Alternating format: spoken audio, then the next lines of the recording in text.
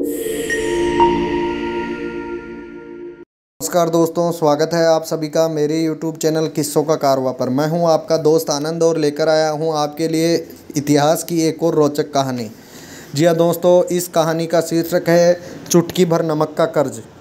ये बात उस समय की है दोस्तों, जब जोधपुर के अंदर महाराजा मानसिंह का शासन हुआ करता था और विक्रमी 1876 के आसपास की घटना है।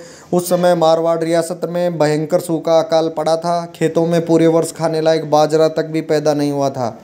ऐसे में जोधपुर से कुछ दूर ढाणी बनाकर रहने वाले गरीब किसान राजपूत खेत सिंह ने अपने परिवार का भरण पोषण करने के लिए जंगल से सूखी लकड़ियां इकट्ठा करके जोधपुर शहर में बेचना शुरू कर दिया। खेत सिंह अपनी ढाणी में अपनी बूढ़ी माँ और नवविवाहिता पत्नी के साथ रहते थे। उनकी शादी हुए अभी 3-4 महीने ही हुए थे। एक दिन खेत सिंह ने लकड़ियां चुनने में देर कर दी और जब तक वह अपने ऊँट पर लादकर उनको जोधपुर पहुंचते तब तक उनको रात हो चुकी थी। इसलिए उन्होंने लकड़ियां बेचने के लिए अगले दिन का इंतजार करना मुनासिब समझा और वहां रात गुजारने के लिए निमाज के ठाकुर सुल्तान सिंह जी की हवेली में जा पहुंचे। उन दिनों ठाकुर साहब सुल्तान सिंह जी भी हवेली में ही रुके हुए थे, इसलिए उनका रसोड़ा आने जाने वाले और मिलने वालों के लिए 24 घंटे खुला था। खेत सिंह ने हवेली पहुंचकर ऊँट को चारदीवारी से बांध उसे चारा डाल दिया और खुद बाजरे की रोटियां जो साथ लाए थे वहां रसोड़े से दाल लेकर के भोजन किया और वहीं बाजू में ऊँट के पास सो गए। सुबह उठकर खेत सिंह जैसे ही दैनिक कार्यों से निवृत्त हुए, उन्हें एक ऊंचा स्वर सुनाई दिया और उसमें कहा गया कि यहाँ उपस्थित सभी लोगों को ठाकुर साहब ने बुलाया है, अतः अतिशीघ्र उनके पास पहुँचे। सभी लोग सुगबुगाहट करते हुए ठाकुर साहब की ओर चल पड़े। खेत सिंह भी अपने ऊँट को वहीं छोड़कर अपनी तलवार लेकर के सभी लोगों के साथ ठाकुर साहब के सामने उपस्थित हुए।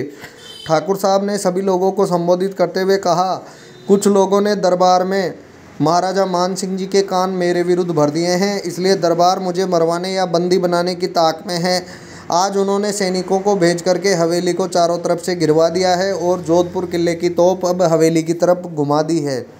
लेकिन मैं भी एक राजपूत हूँ, इसलिए कुत्ते की तरह पकड़े जाने से तो अच्छा है कि मैं लड़ते हुए वीरगति को प्राप्त हो जाऊँ।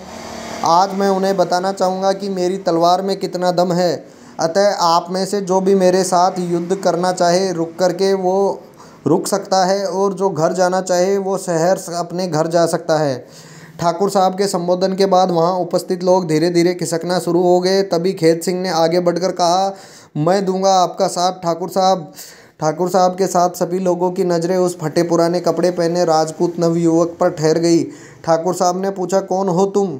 तब खेत सिंह ने अपना परिचय दिया, पर ठाकुर साहब ने उनको कहा कि जाओ यहाँ से और अपने परिवार की देखभाल करो। ठाकुर साहब ने उनको हर प्रकार से समझाने की कोशिश की, लेकिन उन्होंने कहा कि कल मैंने आपके रसोड़े से दाल लेकर खाई थी, मुझे नमक का कर्ज चुकाने दीजिए, अतः आप मुझे धर्म संकट में न डालें, यहाँ रुकने की आज्ञा दें।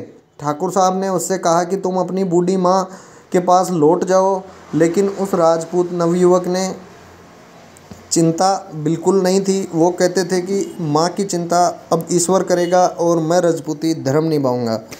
थोड़ी ही देर में विक्रमी 1876 आषाढ़ बदी 1 को जोधपुर किले की तोपें हवेली की तरफ गूंज उठी। तलवारों की गूंज से पूरे शहर में सुनाई देने लगी। वहां उपस्थित लोगों और सैनिकों ने देखा कि एक फटेहाल नवयुवक जोधपुर की सेना पर टूट पड़ा और अपनी पुरानी तलवार के जोहर से कोई 50 सैनिकों को गाजर मूली की तरह काट कर रख दिया। लेकिन तभी एक बंदूक से निकली गोली उनके बाएं हाथ में लगी तो वो तलवार को अपने दाएं हाथ में पकड़कर लड़ने लगे। अचंभित और डरे हुए जोधपुर के सैनिकों ने इस बार उनके पूरे शरीर को छलनी कर दिया, जिससे वो ज़मीन पर गिर पड़े। लेकिन अभी भी उनमें जान बाकी थी और उनकी तलवार अभी भी नमक का कर्ज उतारने के लिए तैयार थी। वहाँ उपस्थित सभी लोग उस वीर की जीवटता को देखकर उनके रोंगटे खड़े हो गए। तभी एक गोली उनके सिर में लगी और वो वहीं पर ढेर हो गए। शायद अब जाकर उन्होंने अपने एक चुटकी नमक का कर्ज ठाकुर साहब के लिए चुका दिया था। महाराजा मान सिंह ने उस वीर की वीरता को देख करके बहुत प्रभावित हुए। जहां उनकी मृत्यु हुई वहां उनकी देवली का निर्माण करवाया गया और उनको जूझार घोषित किया गया और उनके परिवार की जिम्मेदारी भी महाराजा मान सिंह ने खुद उठाई। आज भी उस वीर को लोक देवता मानकर पूरे जोधपुर में उस देवली के सम्मुख अपना सिर झुकाते हैं। धन्य हो खेत सिंह, तुमने जो एक चुटकी नमक की कीमत भी अपनी जान देकर अदा कर गए। ऐसे वीर योद्धा राजस्थान की धरती पर पैदा हुए। और कहने का मतलब ये है कि कहानी अपने ये मात्र कहानी है या इतिहास है, लेकिन शिक्षा हमें बड़े काम की देकर जाती है। इसलिए दोस्तों, इतिहास के ऐसे किस्सों को सुनने के लिए आप अगर उत्सुक हैं तो मेरे चैनल किस्सों का कारवां को ज़्यादा से ज़्यादा लाइक शेयर सब्सक्राइब कीजिए। धन्यवाद दोस्तों।